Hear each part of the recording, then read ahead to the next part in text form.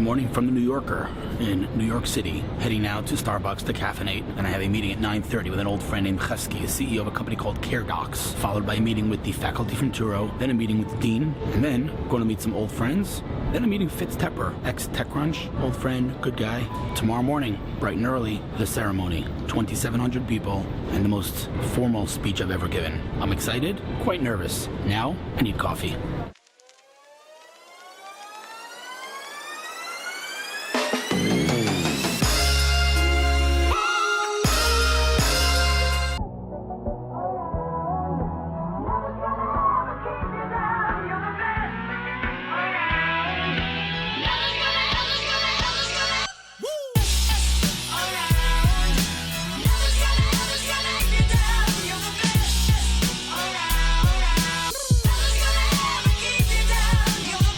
Caredox in 10 minutes, stopping off at Bryant Park here.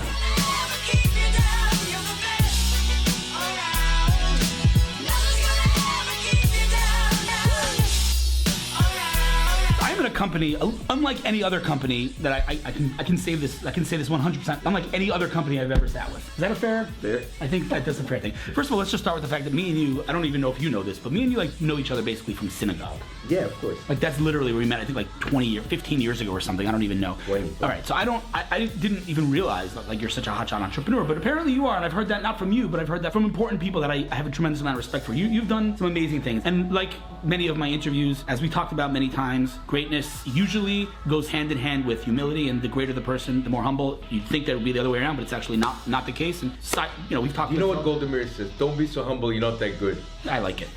Golda Meir said a lot of brilliant things in her life. Yeah. Huh? Anyway, there's Golda Meir Square around here, isn't there? Yeah, somewhere right here. Yeah. Block away. All right, so we're gonna do this real quick because I twisted your arm and forced you to get on camera. So let's just do this real quick. Who are you? What's your name?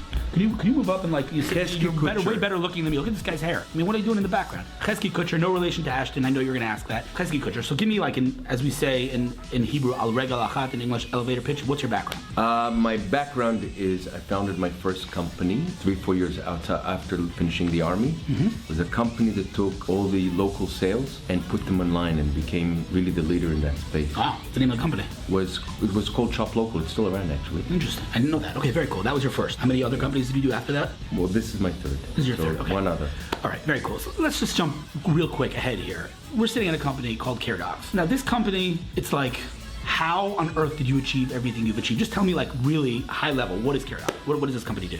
Caredox enables every child to get the right care at the right time at the right place. Okay, and now break that And down. how do we do this? We've partnered with where in the U.S. kids spend the majority of their waking hours in their schools. Right. And schools tend to manage chronic disease, dispense medication, but are woefully underserved in many respects.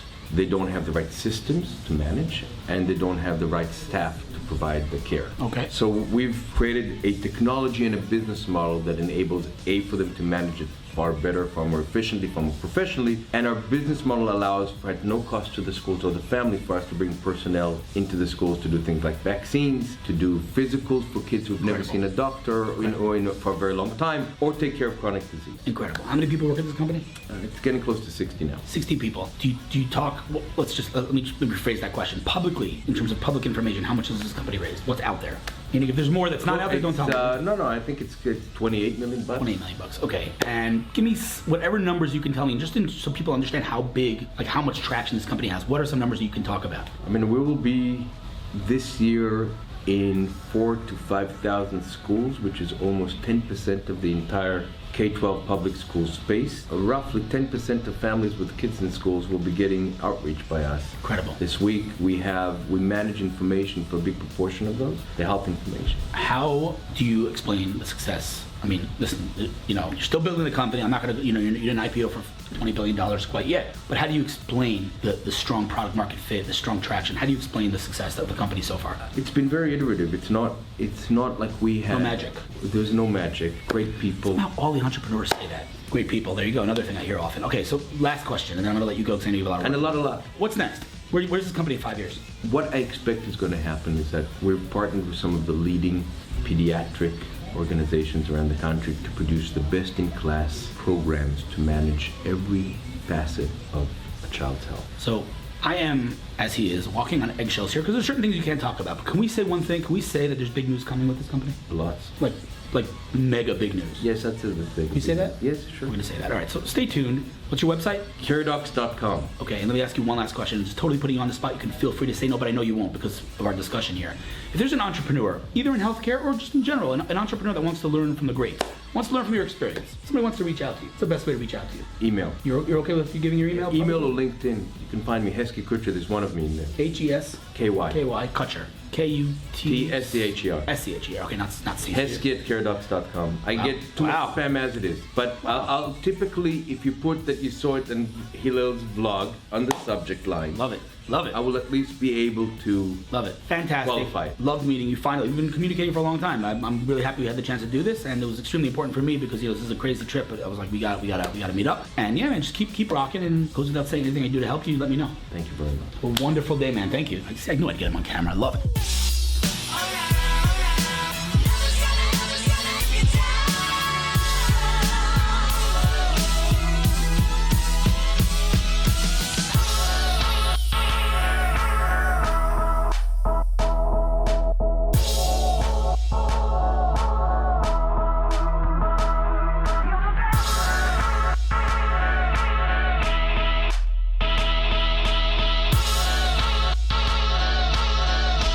Meeting the Touro team, and it's raining. Finish my meeting with the Touro crew, walk into my next meeting with Daniel Gryfe. I noticed this. Good hustle, dude. Good hustle.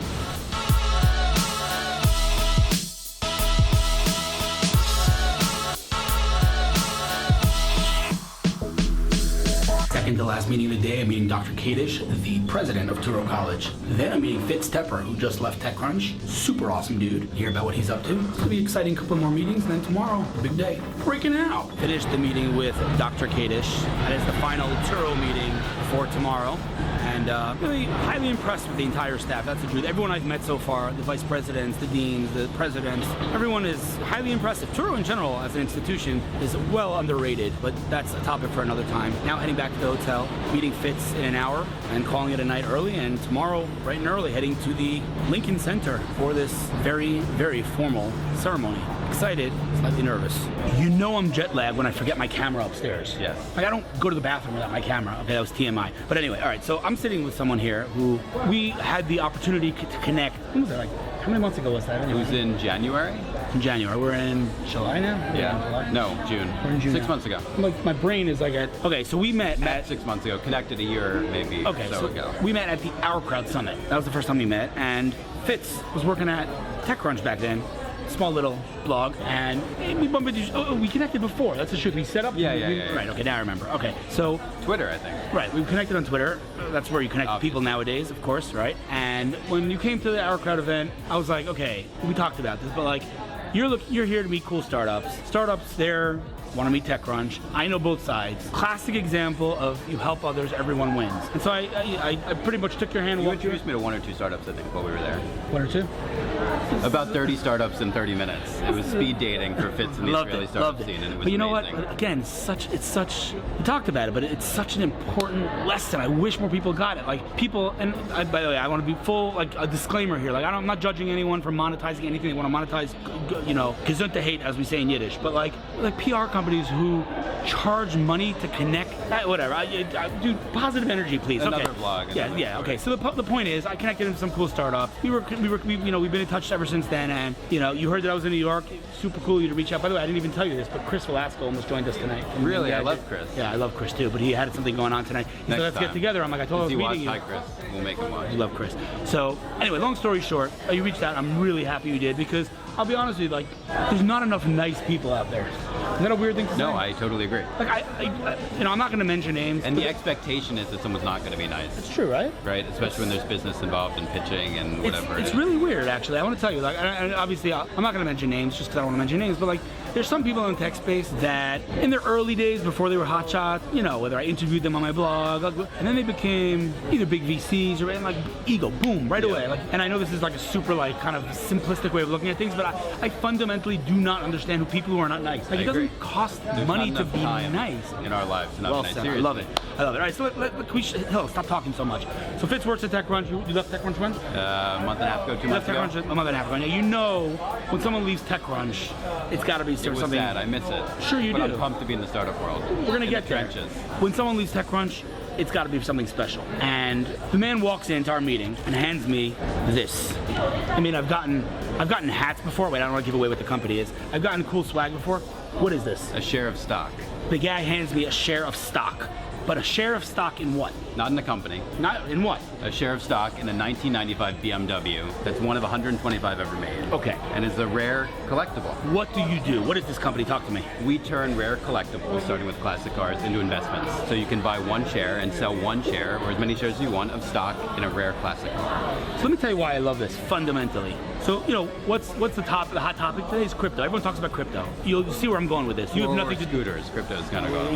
He's a scooter guy. We'll talk about that too. But why is this so fundamentally interesting to me? Because what's the first question anybody who says wants to understand crypto? What's the first question they ask? Where's the value? Why is Bitcoin worth anything? What is the intrinsic value? The answer is, in reality, currency in general, dollars or crypto. Nothing. It's really just a piece of paper, right? Yep. What makes its value? Demand, supply and demand, right? More people want it, so it goes up in value. Here, you own a share in a hard asset that's never going away. And you're starting with collectible cars. Like, hello, you had me at Lamborghini. Like, oh my God. That are great investments. They've gone up like 400% in 10 years. And that's right there. Something that we talked about this. On the one hand, I guess everything has a positive and a negative. In your case, the negative is that people don't realize this. But the positive is this thing is a brilliant freaking idea. You're buying stock in things for low minimums, one share. Typically, someone would have to spend $200,000 to benefit to buy a whole car, and when they want to sell the car to realize their gains, maybe there's not someone to buy it. What's the name of the company? Market. Rally Road. RallyRoad.com. RallyRD.com. RallyRD.com. Joseph, put the link right there. You are creating, you said this, I'm quoting you, tell me if I get this, a stock market for things. Yep, Nasdaq for things. By the way, that is like the world's best pitch. Just like right there, forget everything. It's just like a great pitch. The stock market for things. I love it. So, we're doing classic cars now. Can you show me the app? I can. Let's see if I can focus in on the iPhone, because I want you to see how beautiful this app is. Okay, so here's a car, right? And you go into this. First of all, I want you to just like pay attention to the beauty that is this user interface. Look how clean and beautiful it is. But here's the bottom line. This is a car, and you are buying stocks in that car. And how does this work? Explain to me. What's the actual So each car is literally like its own entity with its own shareholders, bank accounts, assets, liabilities, and it's an SEC registered security. So it's literally from a compliance standpoint, like you want to share of Facebook, you want to share of Amazon, you want to share of this BMW. How has no one thought of this before? First of all, you know that when someone is asking that question, you know you're onto something. But how has no one thought of this? Like, why has no one thought of this? So Reg A is like the law that lets us have non-accredited investors, aka anyone that's invest. a new thing. So it's a new law, recently okay, passed in the last 3 or 4 years. Okay, but then why hasn't anyone done this before with accredited investor? Oh, I gotta see it. Let me see that. That is just like, watch this UI. Yeah, look at that. I hope, I'm not sure. I wonder if you can see this. Look at this effect when you scroll between cars. How beautiful is that? I'm telling you, you're a designer, man. Give him a raise. I love it. He's the co-founder. Okay, well then, good, because it's a beautiful UI. Okay, so I mean, but why has anyone done this with accredited investors before? So I joined recently, right when everything was figured out, but they spent like the last year and a half figuring out the regulatory process. So each time we list a new car, we have to submit an offering statement to the SEC, to the U.S. government that signs off on it. Okay, is this iOS and Android? iOS and web, not Android yet. Yeah, but it's soon. In the works. It's in the works. Okay, so all the VCs are on iPhones. So you have to launch with iPhone. Fair point. That's a very fair point. At least in the U.S. The company's small, like 8 people? Yes. Is it public information how much you guys raised? We've raised, yes, a seed round, about $2.5 million. Which, I mean, I guess, I don't know, is that considered high here? Because in Israel, that's very high. High to average for a seed round. In Israel, things are getting weird recently. That's true. In Israel, seed round's like $200,000, $400,000, $700,000 is like $2.5 million seed round. That doesn't happen. Okay, so by the way, I didn't ask you this before, but your co-founders, what's their background like in like a second and a half? So there are 3 co-founders, one from the VC world, one from Wall Street finance world, and one the product guy. Love it. Rob, Chris, and Max. Sweet. All right, they're doing a cool job. This is a very, very cool concept. I mean, again, I'm I love cars, and it's kind of like I'm not like you know me, I'm not like a super materialistic guy, but I always say, like, when one of my companies sells for billions, I'm buying myself a Maserati, buying myself an Aston. Or a share in a Maserati. That too. Or both. Yeah. No, it's a really cool concept, and this is like the coolest swag ever, by the way. Awesome. Listen, man, bottom line is, if there's somebody watching, whether it's somebody who's interested in your space, someone's interested in hearing more about the company, someone's interested in contacting you, what's the best way to reach out? Fitz@rallyrd.com. Done. Fitz at Rally Road. All right, and one last thing, keep in mind, and we talked about this, but let me know now and in the future. I love the idea, but I also, again, sorry for being all like mushing. I really like the way you conduct yourself in business. Thank I'm you. being serious. Likewise. I'm serious. Like you know, again, we connected back then, but like we were in touch, and I think it's too rare. It's an unfortunate thing that it's too rare, but bottom line, if I can help you with anything at all whatsoever, absolutely no strings attached. You know that, but I'm gonna say it anyway. Whatever it is, you know where to find me. And when you're in Israel, we're staking it up. Yes. I had to cancel our steak today because I had this massive lunch today, so forgive me for that. But we're gonna do it in Israel. And by the way, Instagram it. Yeah, for sure. And by the way, we forgot to mention the most important thing. You're a member of the tribe. Yes. Member of the tribe.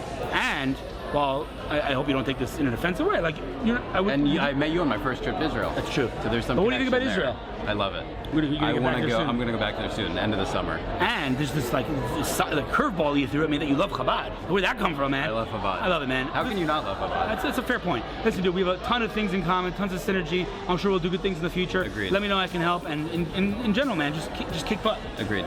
Thanks, dude. Fantastic to connect. I love it. Well, that was a crazy day. Tomorrow's the big day. I am so tired. It's ridiculous. Crashing. See you tomorrow.